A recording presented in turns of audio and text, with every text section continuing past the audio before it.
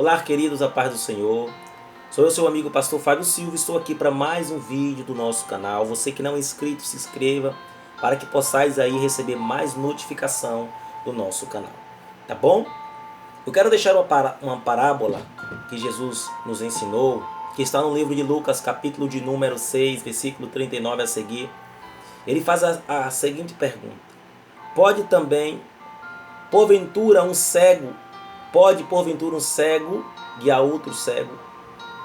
Não cairão ambos no barranco? Os discípulos não estarão acima do seu mestre. Todo aquele, porém, que for bem instruído será como seu mestre.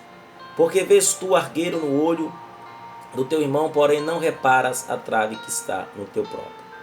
Como poderás dizer a teu irmão: deixa o irmão que eu tire o argueiro do teu olho, não vendo tu mesmo a trave que está no teu olho? Hipócritas, tira primeiro a trave do teu olho, e então verás claramente para tirar o argueiro que está no olho do teu irmão.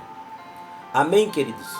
O Senhor está falando aqui dos falsos mestres, dos falsos doutores, de pessoas que querem cobrar ou querem dar o que não tem.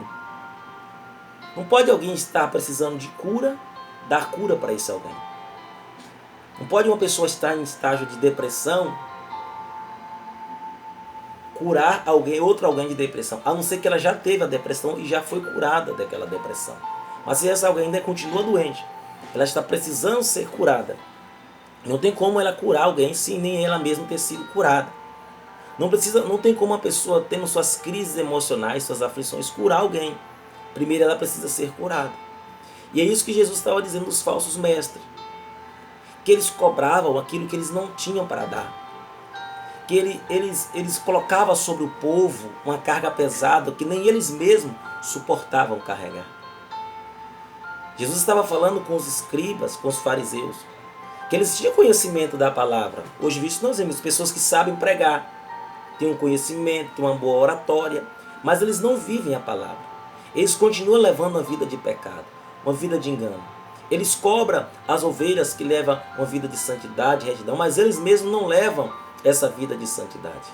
E não tem como a ovelha seguir o seu pastor se ele está comandando ela ter uma vida de santidade, se ela olha para esse pastor e vê ele levando uma vida errada. Então nós temos visto um evangelho doente, um evangelho cada dia pior. Por quê? Porque nós vemos pessoas que não estão preparadas. E quando eu falo de estar preparado, não é só de conhecimento, eu falo preparado a vida no altar de Deus. Nós temos visto muitas pessoas que lideram de forma errada porque não obedecem. Nós temos visto muitos ministérios sendo abertos, não porque Deus mandou, é porque são pessoas que não estão sujeitas a obedecer, pessoas que não aprenderam a ser servo. E a palavra do Senhor diz em Marcos 10:44, aquele que quer ser o primeiro seja servo, ou seja, aprenda primeiro a obedecer, submissão. E esse é o problema que muitos ministérios estão abrindo, porque as pessoas, elas não estão obedecendo, elas não estão sentando para aprender, elas querem fazer sem antes estar preparado. Infelizmente nós vemos muitas pessoas despreparadas conduzindo rebanhos inteiros. A culpa não é de quem está conduzindo, a culpa é de quem ungiu e colocou essa pessoa para conduzir esse rebanho, sem essa pessoa estar preparada. São cegos carregando cegos. São pessoas despreparadas conduzindo outras pessoas que estão aprendendo, estão ainda despreparadas. E nós vemos isto, pessoas doentes, pessoas que têm sido enganadas por falsas doutrinas, por falsos costumes. E não estou fazendo pré-julgamento deste ou daquele, não, estou falando o que a palavra está dizendo. Que o Senhor está fazendo essa seguinte pergunta: pode dois cegos, um guiar o outro? Não cairão os dois em um buraco? Então, se a pessoa está presa, cativa por um mau espírito, por uma cadeia espiritual, como pode essa pessoa ajudar essa outra pessoa que também está cativa a ser liberta? Não tem como. Se eu não consigo cuidar bem do meu casamento, como é que eu posso cuidar do casamento dos outros? Como é que eu posso aconselhar? Como é que seu casamento, você vive uma crise no seu casamento? Como é que você não consegue ter um casamento sólido, como é que você vai aconselhar alguém em relação a casamento? Se você não consegue aconselhar os teus próprios filhos, como é que você vai conseguir aconselhar os filhos dos outros? Se você não consegue se dar bem com sua própria família, como é que você vai se dar bem com as outras pessoas que nem seus familiares são?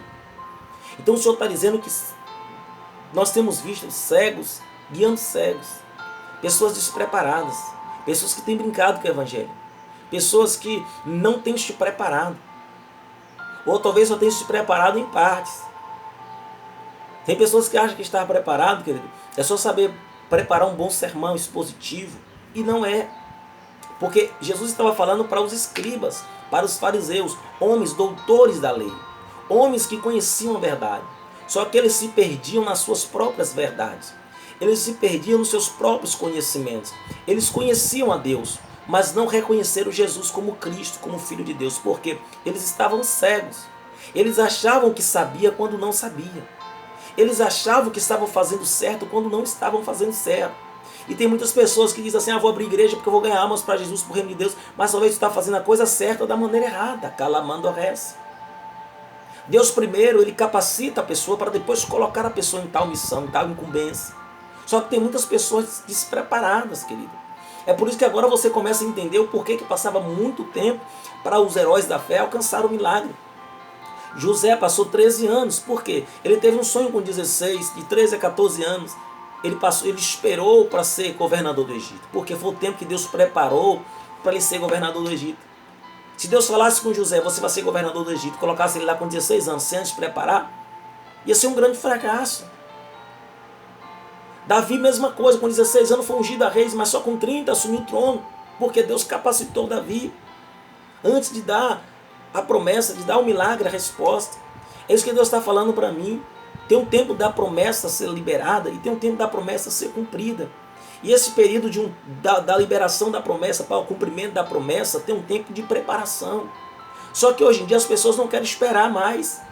As pessoas não têm paciência para sentar, para aprender, calamandorrécia. Acha que porque foi liberada a promessa, já estão prontas para exercer a promessa.